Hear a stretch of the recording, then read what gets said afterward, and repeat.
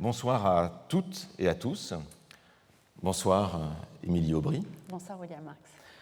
Bonsoir, ou plutôt bonjour à vous, Orhan Pamuk, puisque vous êtes avec nous en direct de New York. Et pour vous, c'est à peine le début de l'après-midi. Bienvenue au Collège de France, dans cette institution d'enseignement et de recherche unique au monde, qui a pour vocation, depuis sa fondation en 1530, de mettre en réflexion tout ce qui fait problème et tous les savoirs et tous les objets que les autres institutions ignorent parfois ou occultent. L'événement exceptionnel que nous organisons ce soir, cette rencontre avec Orhan Pamuk, est le fruit d'une collaboration avec la chaîne ARTE dans le cadre du nouveau partenariat qui l'unit au Collège de France.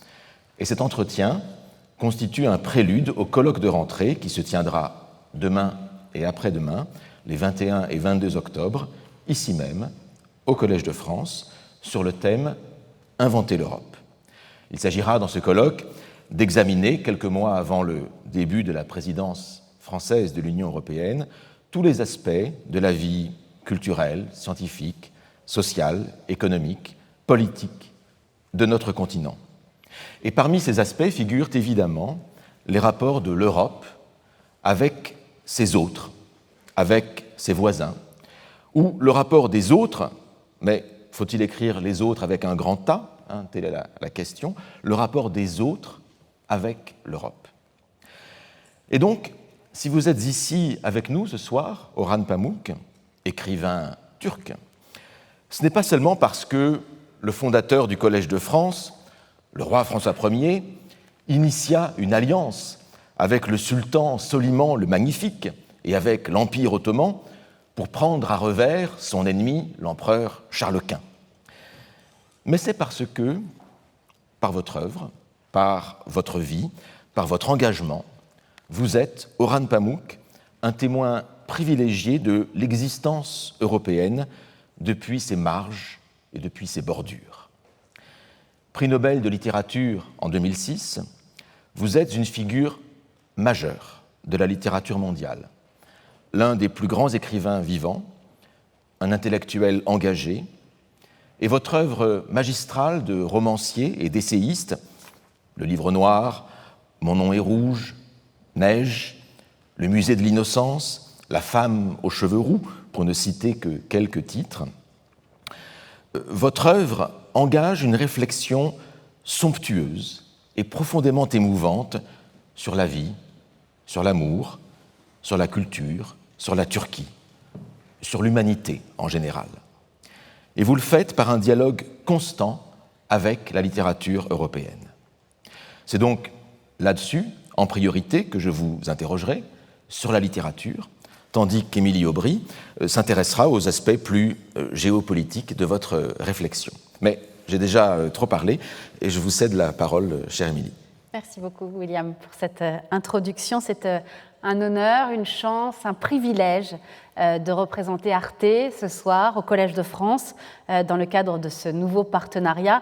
Je crois d'ailleurs que votre maman, chère Orhan Pamuk, est une fidèle ou était une fidèle téléspectatrice d'ARTE et que pour cette raison-là, vous êtes particulièrement content aussi, comme nous le sommes, honorés d'être avec vous ce soir. ARTE, chaîne de télévision franco-allemande, et donc profondément européenne, qui marche sur deux pieds, culturels et géopolitique. Alors William l'a dit, il va prendre en charge dans un instant la première partie de notre entretien autour de la dimension strictement littéraire de votre œuvre et il me reviendra donc ensuite de vous interroger sur son volet politique ou géopolitique, ce que votre œuvre bien sûr dit de la Turquie entre Orient et Occident, de la complémentarité, conflictualité des modèles culturels. On pense bien sûr à votre roman « Neige » et l'histoire de ce poète turc exilé en Allemagne, réinterrogeant son ou ses identités. On évoquera bien sûr votre regard sur les différentes pratiques du pouvoir et on pense notamment là encore à un autre de vos romans, La femme aux cheveux roux, que beaucoup ont lu comme une parabole politique sur l'autoritarisme. Dimension politique ou géopolitique de votre œuvre, de votre identité d'écrivain, Et je crois savoir que cette partie-là ne sera pas forcément, à vos yeux, ce soir la plus simple. J'ai retrouvé, pour préparer cette soirée, une interview de vous dans le grand journal turc Hürriyet, où vous déclariez « La pire des punitions que le gouvernement Erdogan m'a infligées, c'est de devoir répondre à des questions politiques. » Mais vous disiez aussi dans cette même interview que même si vous étiez plutôt le genre d'homme à dire « s'il vous plaît, parlons uniquement de littérature », la situation actuelle de votre pays ne rendait plus cette position tenable. Orhan Pamuk, vous êtes un homme courageux et on parlera de ce courage aussi ce soir. Vous vous exprimez au péril, je ne sais pas de votre vie, mais en tout cas de votre sécurité, sur les Kurdes, sur les Arméniens, sur la liberté d'expression. Et même s'il y a vos séjours réguliers aux États-Unis, où vous êtes ce soir, vous nous direz, j'espère, pourquoi, au fond, vous finissez toujours par revenir à Istanbul, par revenir en Turquie. Istanbul, où nous nous arrêterons, j'imagine, à plusieurs reprises ce soir, cette ville si singulière, si présente dans votre œuvre et qui, géographiquement, et j'ai presque envie de dire cartographiquement, nous dit quelque chose de la possibilité d'un trait d'union entre deux mondes. On vous demandera aussi ce soir comment définir ce qu'aurait pu être, ce que pourrait ou devrait être, selon vous, la relation entre la Turquie et l'Union européenne. Nous parlerons enfin, bien sûr, de l'Empire ottoman, qui est au cœur de nombreux de vos ouvrages, et notamment Château Blanc, mais aussi de ce concept de géopolitique, ce néo-ottomanisme que certains experts prêtent à l'actuel dirigeant turc, et puis tant d'autres sujets, bien sûr, mais à mon tour d'avoir trop parlé, c'est à vous, William, de nous parler littérature. Merci, merci, chère Emilie. Et pour commencer la partie littéraire de cet entretien, je voudrais partir de quelque chose qui frappe les lecteurs de vos essais, et à commencer parmi vos essais par votre extraordinaire discours de réception du prix Nobel. Et c'est quelque chose que vous dites et que l'on voit dans vos essais, à savoir que l'essentiel de vos références, l'essentiel de vos inspirations littéraires, lorsque vous parlez de vos romans, appartient à la tradition européenne au sens large. C'est le roman russe, d'abord, Tolstoï et Dostoïevski, puis la tradition française, Stendhal, Balzac, Flaubert, et puis Goethe, Dickens, Joyce, et aussi les Américains, Melville, James, Faulkner. Tout ce que, en quelque sorte, le critique anglais F.R. Leavis appelait de manière très eurocentrée « the great tradition », la grande tradition. Et ma première question est donc à la fois toute simple et vaste, et vous pouvez y répondre un peu longuement, pas trop, parce que j'ai d'autres questions, si vous voulez, mais comment envisagez-vous votre rapport en tant qu'écrivain turc à la tradition littéraire européenne? Comment vous y situez-vous?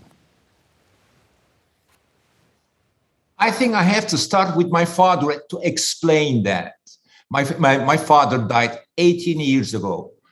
I was lucky. He was a bookish man, son of a rich engineer. My grandfather built railroads. I sometimes joke about it, saying that William Faulkner's grandfather also built railroads, and I was influenced by William Faulkner, especially in his usage of point of view techniques, various point of view techniques. But anyway, our house, my father read French and English fluently, and our house was full of Gallimard books. In fact, when Antoine Gallimard came to Turkey, I showed him my father's collection of Gallimard books of the late 1940s and 50s, the first printings of Jean-Paul Sartre's novels. Also, my father translated on his own. No one gave him this. No one commissioned him. Paul Valéry's translations, by the way. Paul Valéry was also a Collège de France professor. Well, this was not normal. This was not average. Now, this is a personal, these are personal things that made me a writer. My father was happy that I quit studying architecture at the age of 23 to be a writer. He was backing me. But on the other hand, as there is for the last I will say 140 years, a class of intellectuals in Turkey who especially took a French example. There was always a Hachette bookshop in Istanbul, and now there are more than one international bookshops.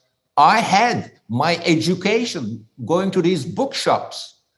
Turkish westernization, yes, it came from above, but then this secular Muslim bourgeoisie believed in a heartfelt way in westernization.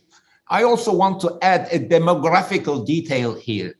After mid-19th century, after 1860s and 70s, Ottomans lost all of the countries they had. First, it started with Greece, but more later, there was an independent Serbia, independent Bulgaria, independent, what would they call Croatia, and so forth and so on.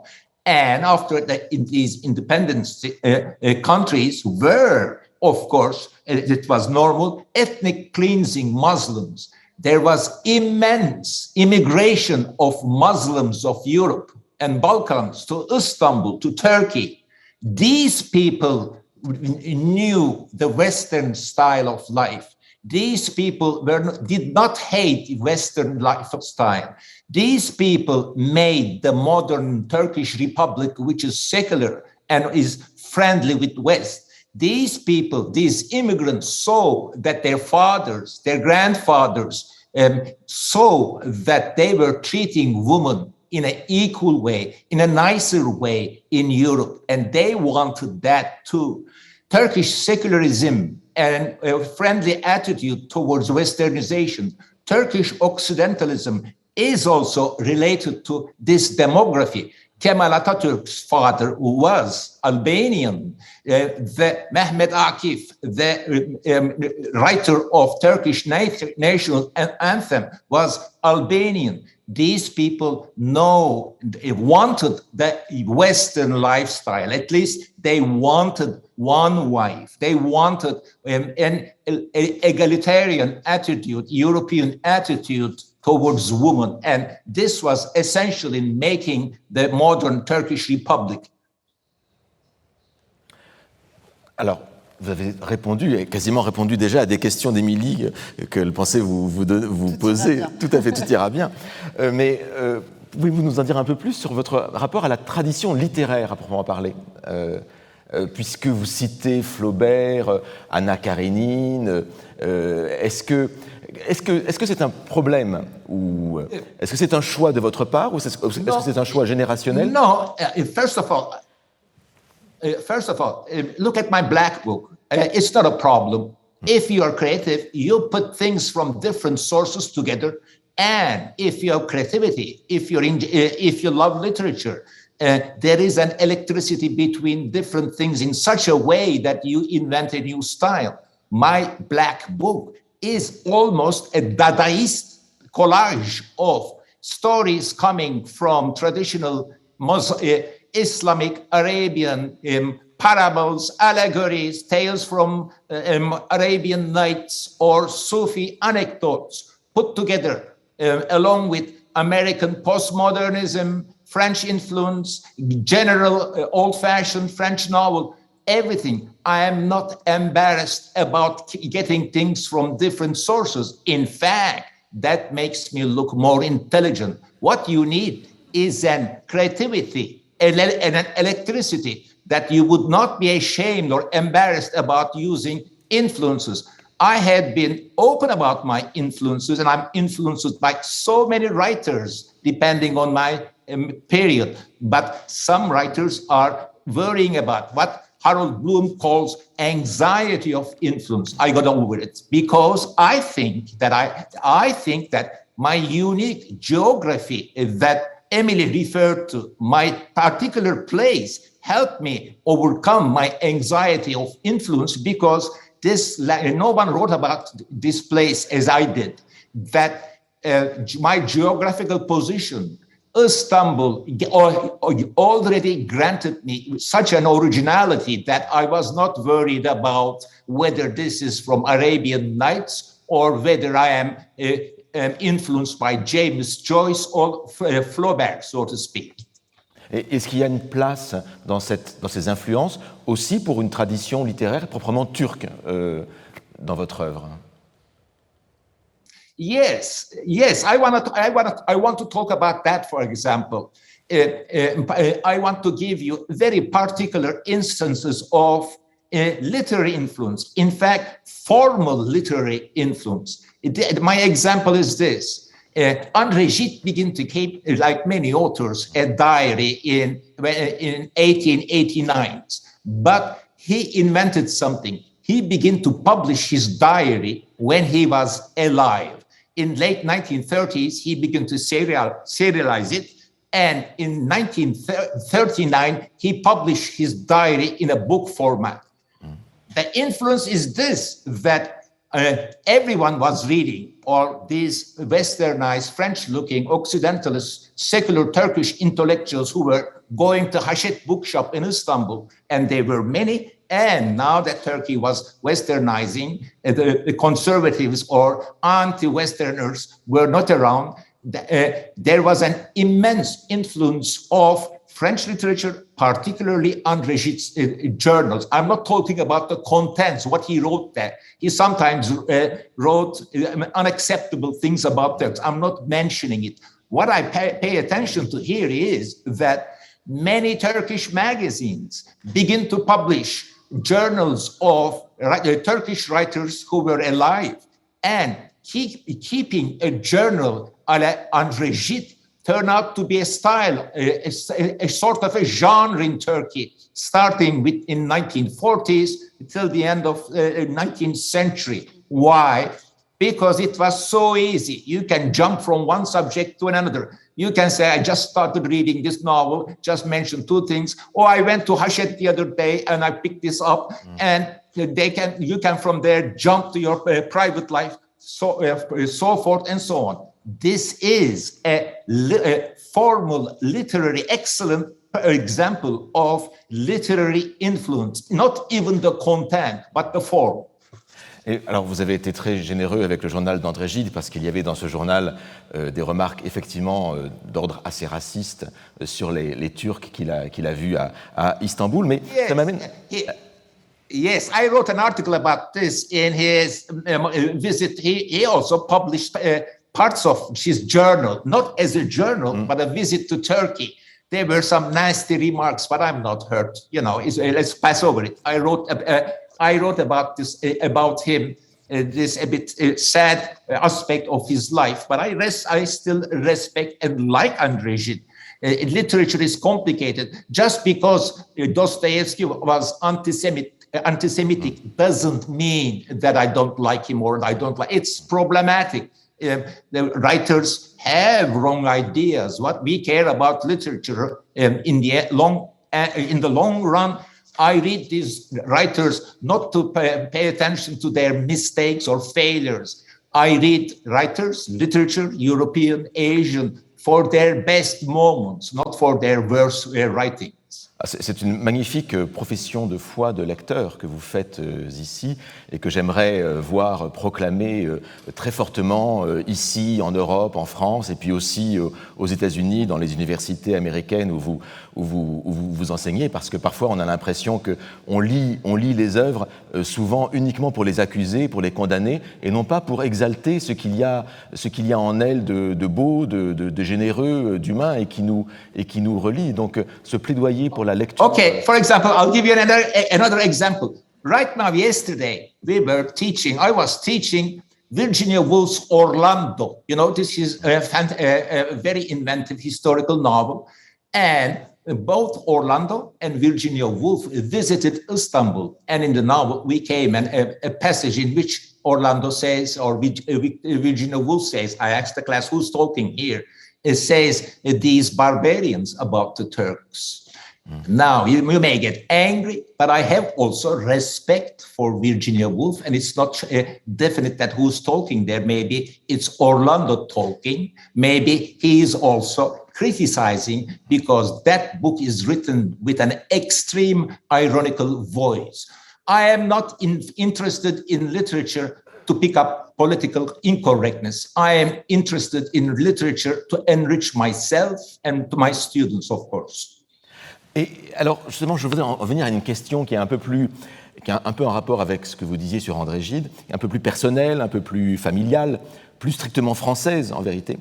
Vous venez, vous l'avez dit, d'une famille très francophone. Votre père, vous l'avez rappelé, traduisait en turc les poèmes de Paul Valéry, mon ancien collègue, ici au collège. Votre mère, vous avez-vous dit, c'est Emilie qui l'a rappelé, a ou avait l'habitude de regarder Arte à la télévision. Or, vous-même, vous n'avez pas suivi exactement cette voie francophone, et vous vous êtes lancé dans des études de littérature anglaise, plutôt. Est-ce que vous pourriez nous expliquer les raisons de ce choix? Est-ce que c'est un choix d'ordre uniquement individuel? Est-ce qu'il correspond à un mouvement général de la société turque dans les années 1960-1970? I'll give an answer. A personal answer will be a joke, that a family joke I repeat all the time. That everyone in my family has a PhD or a doctorate, and everyone in my family speaks French. I don't have a PhD, but I teach here at Columbia University. I don't speak French, but I have a big Légion d'honneur. That's my job. Maybe they gave it to me before because I don't speak French. Mais c'était un choix d'opposition aux parents ou c'était simplement un choix générationnel? It was not a choice. Actually, it was not a choice. In fact, my father hired a tutor to learn French, but I was out in the streets playing football with my brother. And in fact, but there was a choice with my brother. Or now I'm coming to more general things. We were good students. And my brother, who is always a better student than, won the entrance examination, Saint Joseph, a French high school in Istanbul. He also simultaneously won the entrance examination of Robert College, the American college, and he picked up Robert College. Or another example, yes, there was a French bookshop, very prominent in Istanbul, all the middle class, upper middle class secular intellectuals, and they were at that time dominating the country. But that Hachette bookshop is not a French bookshop anymore. It's still there, but now it's full of American English-speaking English and other books. You French know the reasons why more than I do. Alors, il faudra réfléchir à cette question, effectivement. Mais bon, je vais en arrêter avec les questions nationalistes et chauvines, si je puis dire. Ma question suivante sera plus générale. Et je voudrais partir de votre magnifique essai sur le romancier naïf et le romancier sentimental, qui est l'une des plus belles choses que j'ai lues récemment sur la littérature. Vous écrivez ceci, je vous cite.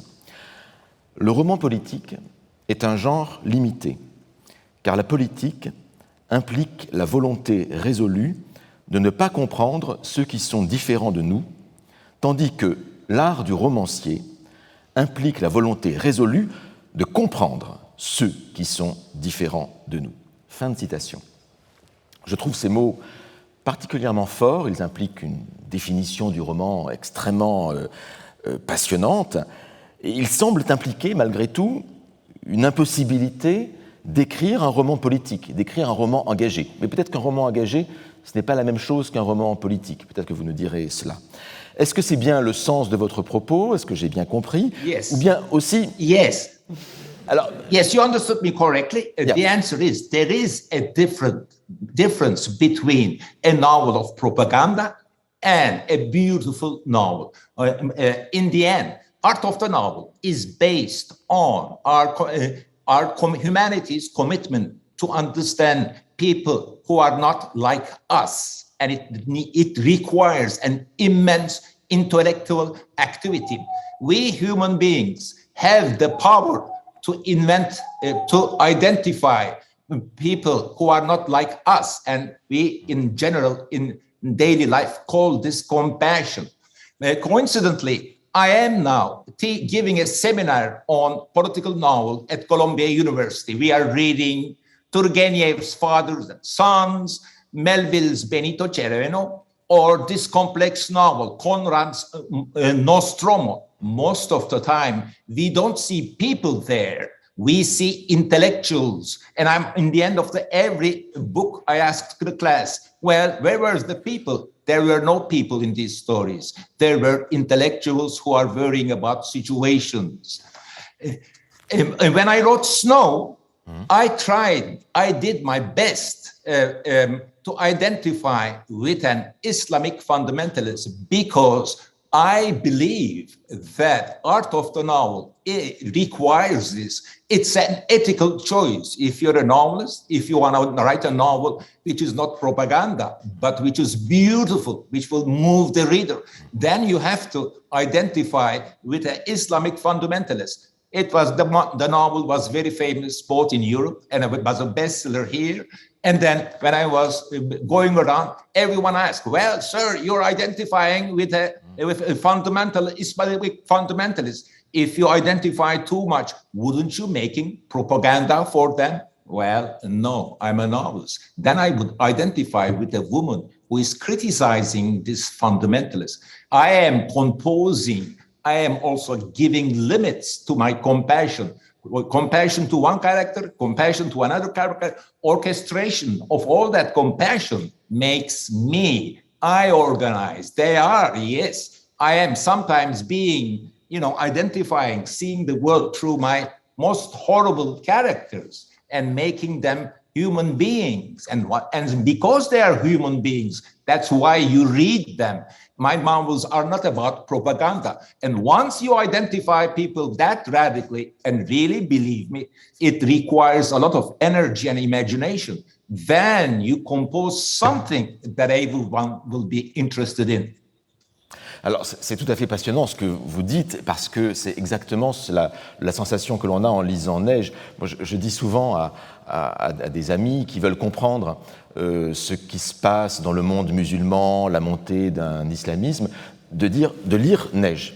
Parce qu'avec Neige, ils ont accès à la vie d'une ville provinciale où des islamistes s'installent, mais votre regard n'est pas justement est un regard très compréhensif, en même temps à distance et très compréhensif, et ce qui fait que c'est la meilleure manière de comprendre ce qui se passe en Turquie en particulier, c'est vraiment de lire un chef-d'œuvre comme les Neiges.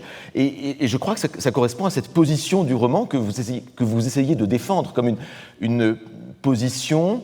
Et ça m'amène aussi à une question que je voulais vous poser. À un moment, vous dites, toujours dans le romancier naïf et le romancier sentimental, vous faites une proposition très, très puissante. Vous dites que vous voyez le roman comme une archive. Une archive, je vous cite encore, des sentiments humains, des sentiments communs, de notre perception des choses ordinaires, de nos gestes, de nos paroles, de nos attitudes. Et ma question serait celle-ci. Et ça a un rapport avec Neige, par exemple, et avec vos autres romans également. Est-ce que cette archive romanesque, est-ce qu'elle nous intéresse parce qu'elle nous présente des sentiments ou des objets qui nous sont communs? Et là, vous avez insisté beaucoup sur l'humanité commune entre les personnages et nous. Ou bien, au contraire, est-ce que cette archive nous présente quelque chose de différent, que nous ne connaissons pas et que nous lisons parce que c'est une altérité qu'elle nous présente. Et c'est la raison pour laquelle, moi, je dis à mes amis de lire Neige pour comprendre quelque chose qu'ils ne connaissent pas. Et donc, en tant que professeur de littérature comparée, ce problème, cette relation entre le commun et l'altérité m'intéresse énormément. Comment le voyez-vous vous-même dans votre œuvre? Okay, now that you said archive, I'll talk about my imagination. Some writers have one-line stories, while my imagination is encyclopedic, that I start just like James Joyce. James Joyce started Ulysses as a short story. His imagination also is and end up with 1,000 pages. A novel, I agree. My novels always tend to get longer and longer, and my editors always vary. But in the end, I agree, now that I have this encyclopedic imagination, that Yes, I am also a museum person. When I write these things, yes, I have the passion of an archivist, that I am also self-conscious about the fact that I want to preserve, just like as you preserve in a museum, our local gestures, our Turks' rituals, how we live in Istanbul. And as I do that, I underline both. We are different from the rest of the world. We have our coffee in a different way, and there are so many tiny millions of a galaxy of things that are different. But on the other hand, let's not forget that invention of modern literature is all about transcending this otherness. When Montaigne wrote about his friend Etienne de Boissy, he was not only particularly writing about him, he was also writing about eternal friendship. He himself convinced himself that literature is such an instrument that I write about my particular friend, but my readers would see that it's about universal friendship.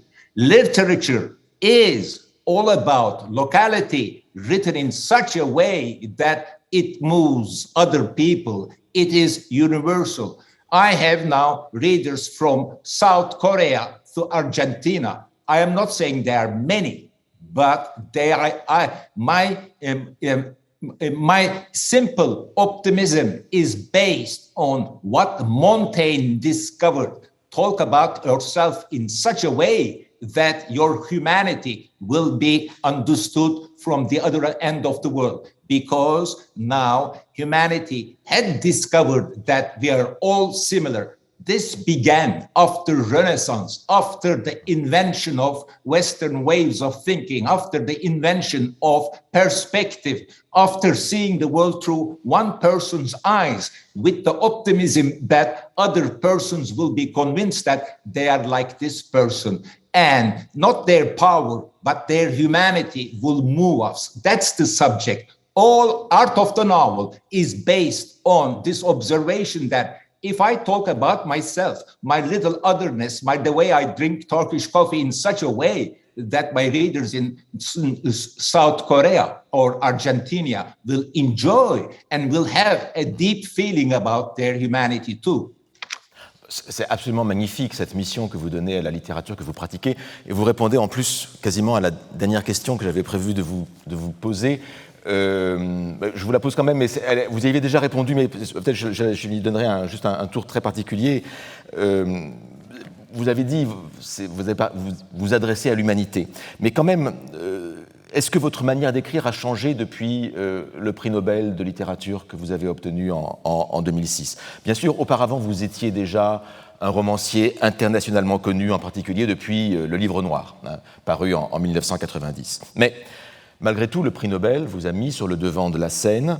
Vous êtes devenu un écrivain mondial, tout à fait central dans le dispositif de la littérature mondiale. Est-ce que cela a changé votre manière d'écrire ? Est-ce que cela a rendu l'écriture plus compliquée ? Parce que maintenant, vous n'écrivez plus seulement pour le public turc, mais vous écrivez aussi pour un public international qui attend vos romans. Et vous êtes lu en Argentine et en Corée, ne vous inquiétez pas là-dessus. Est-ce qu'il est facile pour vous de gérer ces deux publics, le public turc et le reste du monde, en même temps ? There are two. You asked me two questions, but I will answer the first. Nobel Prize. What do you do after Nobel Prize? T.S. Eliot, after he received the Nobel Prize, said something silly, saying that after the Nobel Prize, no one wrote something beautiful. Actually, after Wasteland, T.S. Eliot didn't write anything noteworthy. So let's forget about his silly remark, which international cultural pages repeats all the time like a parrot. That's not the case with me. I received Nobel Prize not in old age like T.S. Eliot. I received it when I was 54. I was already in the middle of writing Museum of Innocence. In fact, when I heard the news, and I was in New York, I was at Columbia University. When I heard the news, my first reaction, my God, I will not be able to finish my novel so soon. But since I was in the middle of it, nothing changed. I continued the same novel with the same style that I was writing it. That T.S. Eliot would never understand, because he wrote his best things, and he wrote really well, beautiful things in his youth. As for, this is a more serious question for me. As for fame, you begin writing for your local audience. Suddenly, my books are now translated to 63 languages. And for example, I just published Nights of Plague in Turkey 6 months ago, and it's already, before it's available in English, is sold to 40 languages, and now there are 40 translators are busy with it. Now you're asking me, Orhan, don't you feel the weight of their gaze? Maybe I'll answer this with a question. Once upon a time, I read in the English newspaper Guardian, once asked only to British writers. Among them was Kazuo Ishiguro before his Nobel Prize, and, for example, Antonio Bayet. They gave different answers. That's why I remember. Antonio Bayet said, well, of course, I only write for the English. Of course, titillating or being nice to English readers, nation comes first. Perhaps, while Kazuo Ishiguro really gave an answer rarely writers gave. And he said, I write for the international audience. I don't know. Now that you're famous, I think, practically speaking, writers write for the audience they had in their previous books. Mm-hmm.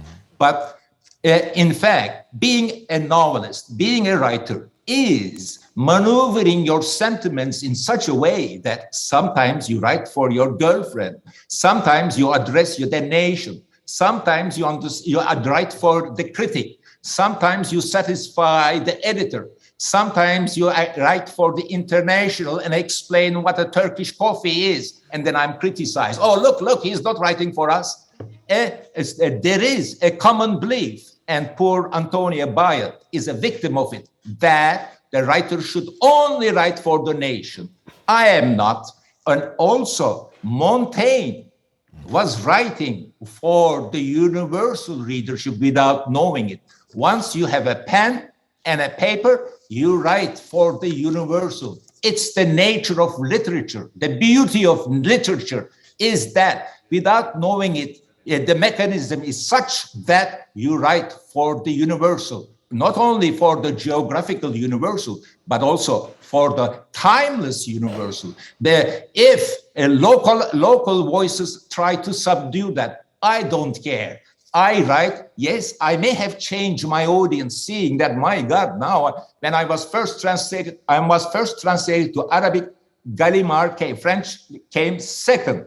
But anyway, once it comes, oh my God, you say, even in the, I'm writing now for the Arabs, I'm writing for the French readers, I'm writing for the English, so forth and so on. I reach 63 languages. I also write for them too. Kazuo Ishiguro was right. We are humans. We, of course, get influenced by the wider the readership, the seriousness, and the bigger the seriousness, so bigger the anxiety is. But you continue. You believe in literature, and it's not a big problem. It is at the heart of having a pen and a paper. You keep a diary. Look at André Gide. He invented this. He thought probably one day, well, I'm like keeping this diary. Who will read it? After me, they'll publish in France. Well, to be honest, I'm writing for everyone. And he did not calculate this. Before he died, people were reading his journals, and it has an influence. You cannot control it.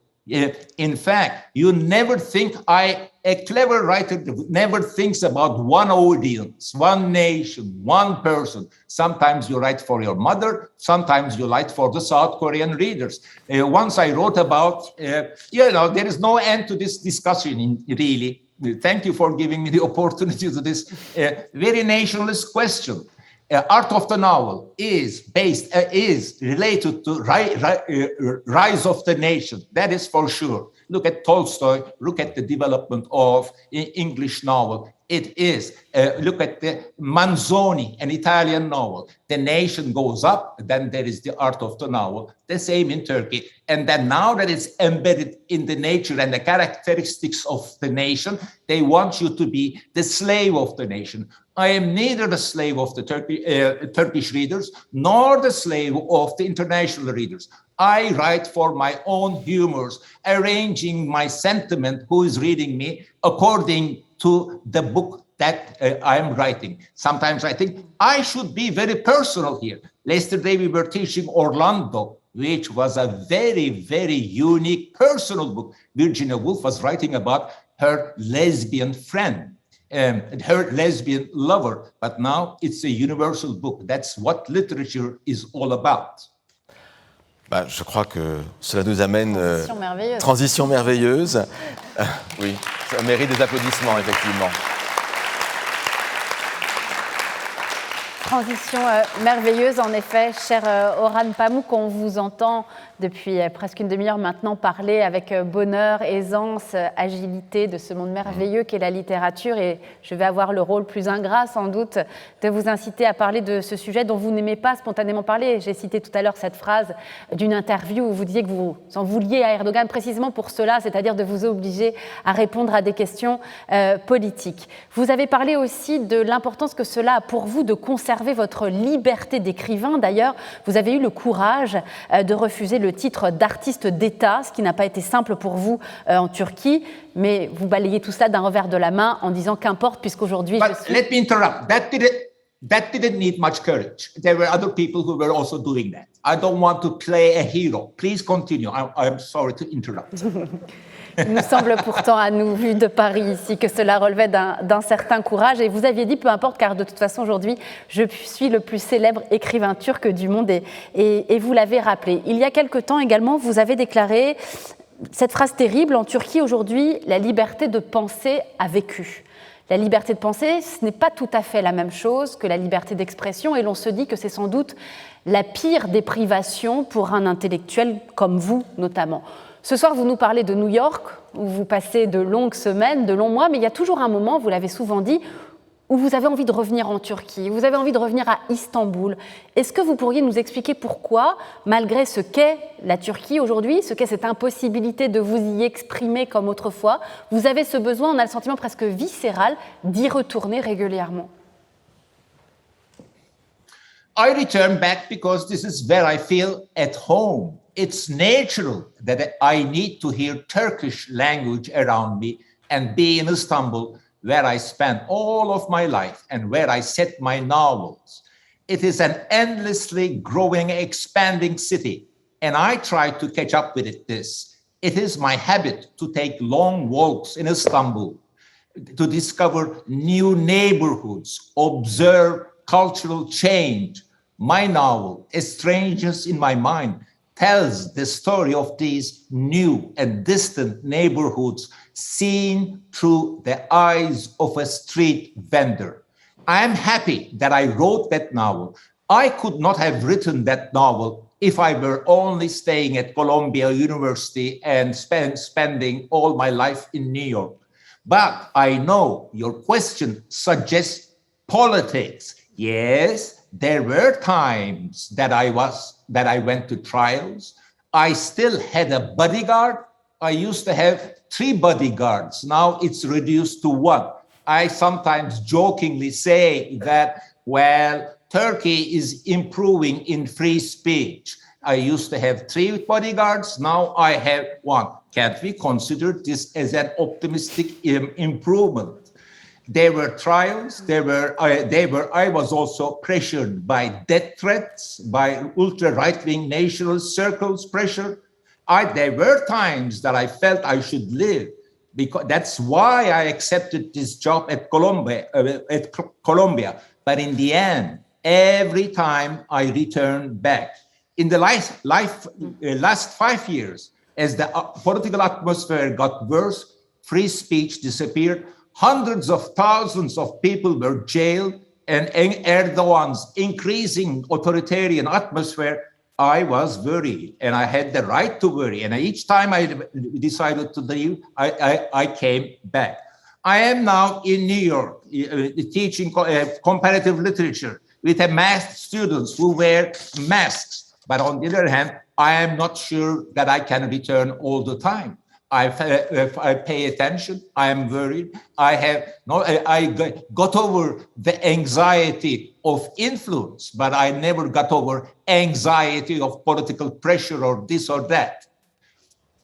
That's how it is. That's how I operate. There is no end to this maneuvering, but that makes me hectic. That makes me nervous. But that's how I am. Maybe if the political pressure wasn't around, I would have invented other pressure. I survived. I am happy. Even all the political pressures happened to me. That made me a more responsible man. And now that you're asking me these questions, they're asking these questions in South Korea, in so many countries. I feel responsible. And once you're responsible, you cannot chicken out and say, well, why don't I live in New York and don't pay attention to and write some novels about butterflies and roses? I can't do that. I have to go. But of course, I have to also protect myself.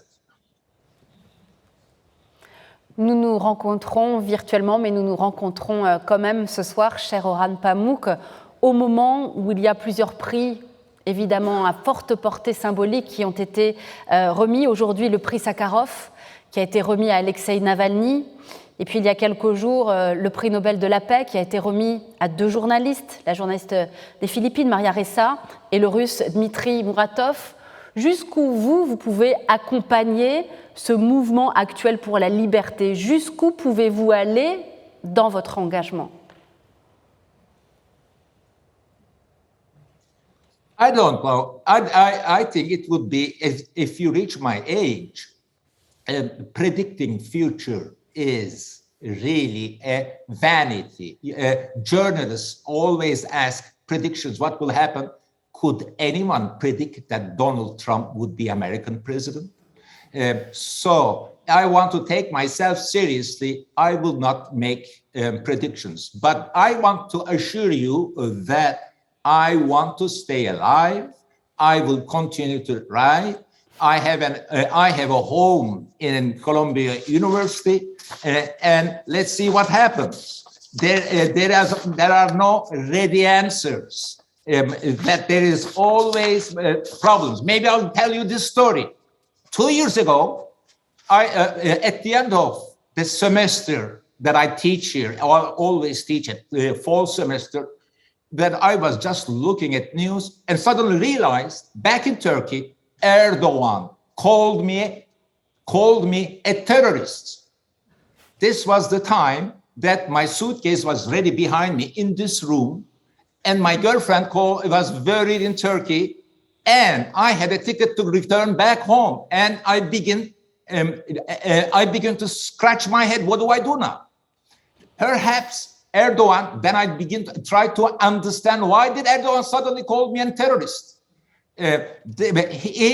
First, it was not planned. He went to a university, and he was not talking, looking at the prompter. He was just answering questions, and he was angry because they gave Nobel Prize to Peter Handke, who was backing Milosevic, who killed many Muslims in Bosnia.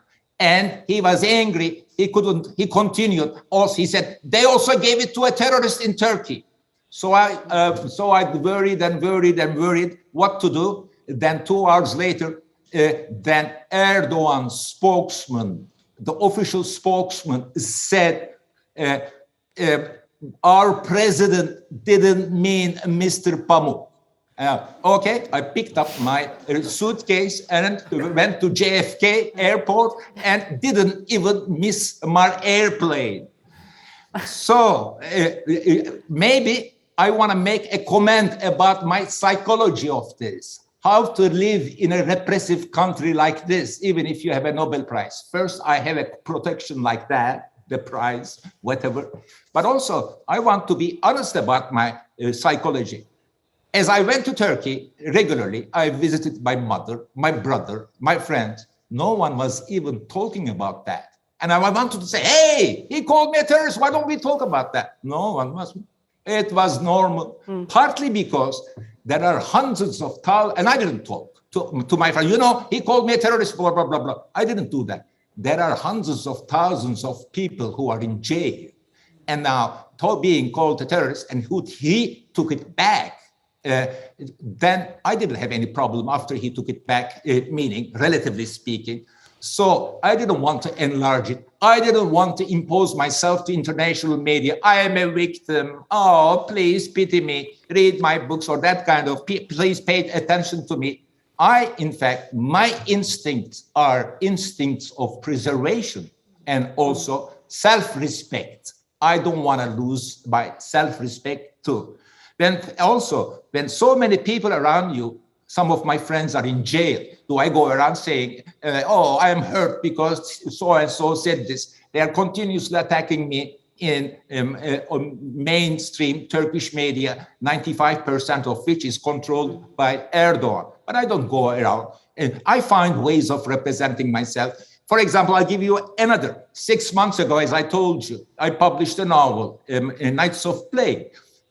They did not, as usual, before many years, for 30 years, I have a novel, I'm in primetime TV. No one this time invited me. Okay, I did videos, and we put these videos, my publisher, on YouTube. And my book sold even more than previous books. There are waves of avoiding. My whole life is doing a slalom about political dangers. Don't be afraid. Go ahead, Orhan, I said. Maybe one day I will crash. I sometimes joke about the journalists who are asking, why aren't you crashed? Maybe they will be happy to be. They will have news that I am crashed. But I am also cunning. This is life. This is how it is. I am not the only one who's doing this.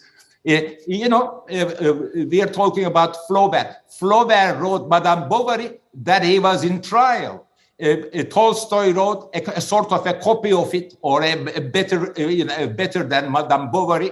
Then he was, just like Flaubert, was serializing it. And at the end of the novel, there is a scene about 1877-78 Turkish-Ottoman War, and his best friend censored Tolstoy. Should I continue complaining?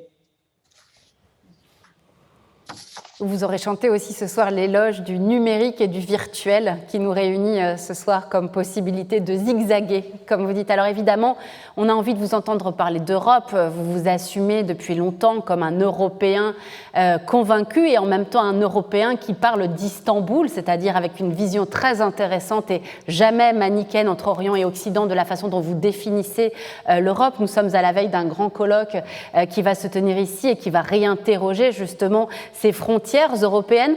Souvent, justement, avec cette liberté d'expression qui vous caractérise, vous vous êtes montré assez dur vis-à-vis de Bruxelles. On va dire Bruxelles, on va parler des capitales. Vous reprochiez à Bruxelles, au fond, de ne se servir d'Ankara que pour jouer le rôle, je vous cite, de garde-frontière. On donne beaucoup d'argent à Ankara pour empêcher les vagues migratoires de déferler, je reprends le vocabulaire de certains dirigeants européens, de déferler sur le continent européen, et on ne s'intéresse pas davantage à la défense de ce qu'on va appeler l'état de droit, les valeurs fondamentales, etc. On se rend compte ce soir, au moment où, vous le savez, il y a ce bras de fer entre la Pologne et l'Union européenne, précisément sur cette notion de valeurs fondamentales et de défense de l'état de droit. Est-ce que vous avez le sentiment qu'il se passe quelque chose et que peut-être l'Union européenne, les Européens sont aujourd'hui au pied du mur, contraints justement de réinterroger ce que sont ces valeurs et de se remettre à les défendre ou de se mettre tout simplement à les défendre?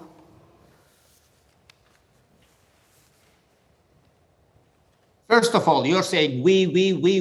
Who are you? There are good Europeans, for my way of thinking, who only care about human rights, who go to Syria, Iraq, Turkey, and pay attention and criticize their governments for doing horrible things there. And then there is the Europe of Sarkozy, Angela Merkel, or Poland now, Hungary now, the nationalist Europe.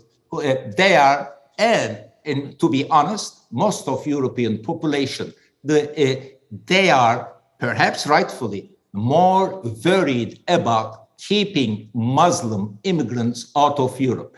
If Erdogan raises the wall and says to Europe, well, don't mind my jailing 200,000 people, I am keeping these Muslims out of Europe. Are you happy? Yes, they say, we are happy. Okay, then they negotiate about the money. That's all. And these Europes are not the same for me. There is a Europe of humanity. There is the Europe of free speech, human dignity. There is the Europe of real politics. And we shouldn't say we. I never say we Turks. You sometimes say it. I sometimes say it because just to not to alienate myself from Turkey. But in Paris, you shouldn't say we do this, we do that. There are so many Europes, and Turks notice this. Turks also notice that a big Europe is collaborating with Erdogan just to keep immigrants away from Europe and looking away from the damage that he inflicted on human rights, and he destroyed Turkish democracy. They're looking away because he is in good touch with Europe, because he is, as you said, a doorkeeper. And also, I understand, also let's not criticize Erdogan in that position. Turkey, in a way, getting money or not, negotiating, doing this with the approval of right-wing Europeans or not. Turkey is hosting 4 million immigrants. Who is doing that in Europe? Turkey is doing, Erdogan is doing, and he is not getting credit for that. You should give him credit for doing that and criticize him for destroying Turkish democracy, for putting 200,000 people in jail, putting my friends in jail. They are two different things. En effet, d'ailleurs, c'est toujours intéressant de vous entendre parler de ces sujets-là, car je le disais tout à l'heure, vous n'êtes jamais manichéen. Question peut-être plus personnelle, là encore, savoir comment vous, Orhan Pamuk, vous aviez vécu au fond la fin du processus de négociation qui aurait pu conduire la Turquie à rejoindre l'Union européenne. Et puis une deuxième question, et ce sera sans doute, je pense, la dernière. Comment vous, si vous aviez ce pouvoir-là, vous dessineriez la meilleure relation possible entre la Turquie et l'Union européenne? First, I don't see Europe as an enemy. There are so many Turks, unfortunately, who see that. You know, the deep roots of the religious difference is hard to overcome. For me, for my father, the way we lived is Europe is an ideal, a sort of an utopia to join. I am happy, and I sometimes criticize too much for being pro-European or pro-Western, but I am. That's how I am. I hope Turkey's relationship with Europe and be peaceful, and Turkey, which one day join European Union, but it's not likely these days. I believe that Turkey's future is in Europe. In late 1990s and early 2000s, I believed in this project so much that the project of Turkey joining EU, and at that time, in those years, my books were also beginning to be translated to so many European languages, and I was doing promotional tours, popular tours to promote my books. But I was not only promoting my books, I was also promoting Turkey to join European Union. That was a self-imposed, something I did with my heart rather than someone giving me orders to do that. I wrote articles about it. I did interviews. I joined programs, so forth and so on.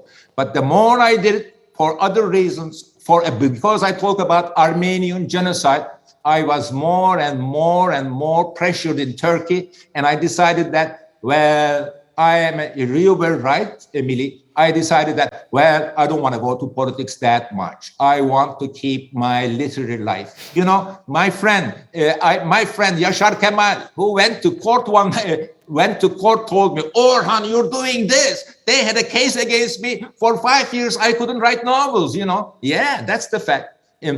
People expect you now that you're famous, Nobel Prize, all this glory. They think you're a Superman. In the end, they know how to hurt you. Also, having said things about Armenian genocide, getting too politicized, success in Europe made me not a typical Turk. In the end, I thought that I may not serve the cause of Turkey joining Europe if I go into it too much. The idea of Turkey joining Europe was also, at that time, was fading away because of Sarkozy, because of Merkel. And of course, Turkey did not do its homework of human rights, even at that time, in early 2000s. I think there are so many reasons for this kind of questions you don't know how to answer, but they are all complex. There are never straight answers. Emilie, I forgot your second question. I'm sorry. Vous y avez un tout petit peu répondu, mais je sais que vous pourriez faire beaucoup mieux. C'était peut-être d'essayer de définir en quelques mots ce que serait selon vous la meilleure des relations possibles, mais je crois que vous l'avez dit assez clairement en disant que votre souhait le plus cher continue de demeurer que la Turquie intègre un jour l'Union européenne. C'est bien cela que vous avez dit, ce qui est une manière de répondre à ma deuxième question. Yes, I still believe. I still believe it. I still it's possible, but not these days. There are two reasons for that. First, Erdogan damaged his relationship, made popular anti-Westernism. But on the other hand, Erdogan is not an Ottomanist or neo-Ottomanist, whatever you call it. He is, in many ways, an old-fashioned nationalist. When he refers to Ottoman times, he refers to it as a good old nationalist, not someone who is planning to invade Europe. Turkey, Erdogan is our leader. Turkey is a member of NATO, and Turkish army, for example, for quite some time, is in Syria. And if it is an achievement, it is achieved by the help of NATO.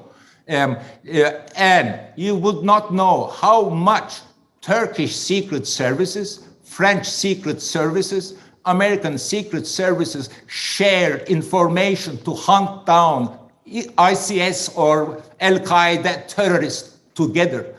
Don't mislead yourself with the rhetoric of Erdogan and neo-Ottomanism. Erdogan is a forceful player of NATO, and Turkish army is one of the biggest armies of NATO.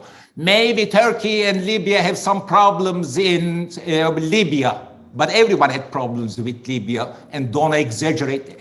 We have to see the bigger picture. Even with Erdogan, Turkey is a full member of NATO and serving NATO. And Turkish army is in Syria because NATO is helping us with this achievement, so to speak. Encore très très brièvement, c'est vrai qu'en France, en tout cas lorsque l'on parle de néo-ottomanisme, c'est à la fois pour renvoyer, vous l'avez dit, au nationalisme de Recep Tayyip Erdogan, mais c'est aussi pour qualifier un regain de puissance, j'allais dire à 360 degrés, c'est-à-dire le renouveau d'une ambition turque qui précisément ne regarderait plus seulement vers l'Occident, mais également vers le Moyen-Orient, vers l'Afrique. Encore aujourd'hui se tenait un sommet entre Recep Tayyip Erdogan et les Africains. Cette nouvelle ambition qui est aussi culturelle de cette Turquie-là. Un dernier mot peut-être de commentaire de votre part? No, it's not. Don't exaggerate. Look, I'll give you just a simple answer. Turkish economy went down in the last 5 years. Look at World Bank's reports. Income per capita 5 years ago was $11,000 in Turkey, and now it's $8,500. Would a country like that would be having realistic ambitions of Middle East, this or that? In Africa, it's all Chinese. Erdogan visits there was only a little bit of a decoration, really. Don't mislead yourselves with fantasies of journalism. Ottoman dreams only are nationalist discourse and something nice, to say to the nation. And I believe it. And I also believe that Ottoman culture was disregarded in the early republic. My black book, which you are now talking positively, is returning back to Ottoman old stories, but no militaristic neo-Ottomanism. I love it. I like it when writers from my generation or my generation after me discover old Sufi stories and write them, rewrite them, allegories, rewrite them in a postmodernistic or whatever way. That's my respect for the Ottomans. They were sophisticated, they were cultured, but militaristic neo-Ottomanism is non-existent. This is all I can say about all these political questions. Now, j'ai une très bonne nouvelle pour vous. J'ai une très bonne nouvelle pour vous, cher Orhan Pamuk. J'arrête de vous poser des questions géopolitiques et on revient pour conclure cette soirée à la littérature. Thank you. Merci Emilie, merci pour ce très bel entretien. Orhan Pamuk, je ne voudrais pas conclure, je ne voudrais pas vous quitter sans faire résonner dans cet amphithéâtre votre œuvre, l'œuvre d'Orhan Pamuk. Cette voix unique et cette langue turque magnifique qui est la vôtre. Et je crois en effet au pouvoir des mots, au pouvoir des sons. Je vous propose donc de lire pour nous, dans sa version originale, un bref extrait de votre œuvre, et j'en lirai avec Emilie la traduction française. Qu'est-ce que vous choisissez de lire pour nous? I choose something from My Name is Red, end of 10th chapter. This book is a collage of, we just referred to William Faulkner at the beginning. This is a William Faulkner kind of book in which many voices, like As I Lay Dying, many voices are speaking. And in fact, also objects, trees, money, coins speak. Here we have a tree speaking, and he is making about observation about realistic writing, European way of seeing things. And here I read from My Name is Red, end of 10th chapter, in Turkish. Okay. Bir büyük üstad Frank nakkaşı ile başka büyük bir nakkaş ustası bir Frank çayırında yürürler ve ustalık ve sanat üzerine konuşurlarmış. Karşılarına bir orman çıkmış. Daha usta olanı ötekine şöyle demiş. Yeni usullerle resmetmek öyle bir hüner gerektirir ki demiş, bu ormandaki ağaçlardan birini resmettin mi? Resme bakan meraklı buraya gelip isterse o ağacı diğerlerinden ayırt edip bulur. Ben fakir gördüğünüz ağaç resmi böyle bir akılla resmedilmediğim için Allah'ıma şükrediyorum. Frank usullerince resmedilseydim beni sahici bir ağaç sanan İstanbul'un köpekleri üzerime işer diye korktuğumdan değil, ben bir ağacın kendisi değil, manası olmak istiyorum. Now you're going to read this in French. Please remind the listeners that we are in 1591 in Istanbul, and a sort of a perdedar, a sort of a stand-up comedian is speaking and making jokes. And reader and listeners, please imagine yourself in a coffee house in 1591 in Istanbul. Let's see how the French sounds.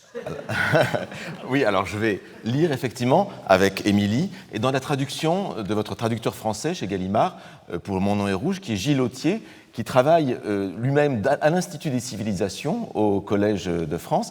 Et une chose que je vais vous dire, c'est que je lui ai parlé de ce passage, et il m'a dit que lorsqu'il a commencé à traduire Mon nom est rouge pour Gallimard, le premier chapitre qu'il a lu, qu'il a traduit, c'est précisément celui-ci, le 10e chapitre sur l'arbre. Donc il y a vraiment un signe là-dedans. This is the power of literature. Hearts talk to each other. Voilà, et le monde est évidemment très petit. Donc je rappelle, comme a dit Orhan Pamuk, c'est un arbre dessiné qui parle, et qui parle des peintres français ou des peintres francs. Et en fait, derrière, il faut comprendre les écrivains occidentaux. Et le dialogue ici est un dialogue en vérité entre Flaubert et Maupassant, qu'on a dans Pierre et Jean de Maupassant. Mais bon, je laisse ces détails-là, et je lis le texte d'Orhan Pamuk dans la traduction de Gilles Autier. Un jour, un de leurs grands peintres se promenait avec son collègue dans une prairie, et ils devisaient de leur art quand ils arrivent en vue d'une forêt.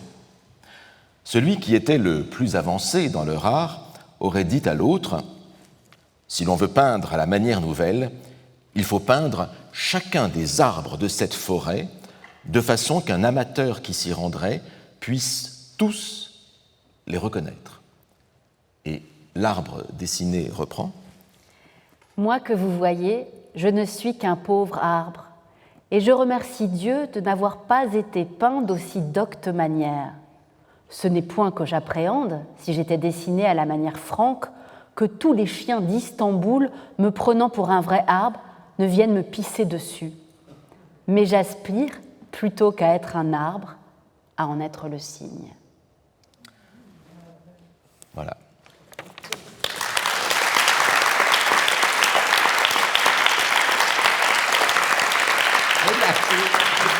If you want to hear me, I want to add Un dernier mot, Orhan Pamuk, peut-être. One last thing. This is based on a conversation between Flaubert and Maupassant.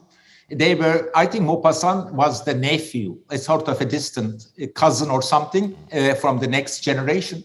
Used to go to Rouen. I actually admired Flaubert, went to Rouen and visited all the buildings. His house is destroyed. There is a small, rather unimportant museum there. But anyway, this is how I operate. I pick up a story from Arabian Nights or an anecdote about Maupassant and Flaubert and make it my own, perhaps deeply believing in the universality of literature. Thank God there is literature. Thank Allah there is Merci literature. à vous. Merci. Merci Orhan. Merci Orhan Pamuk. Merci. Merci.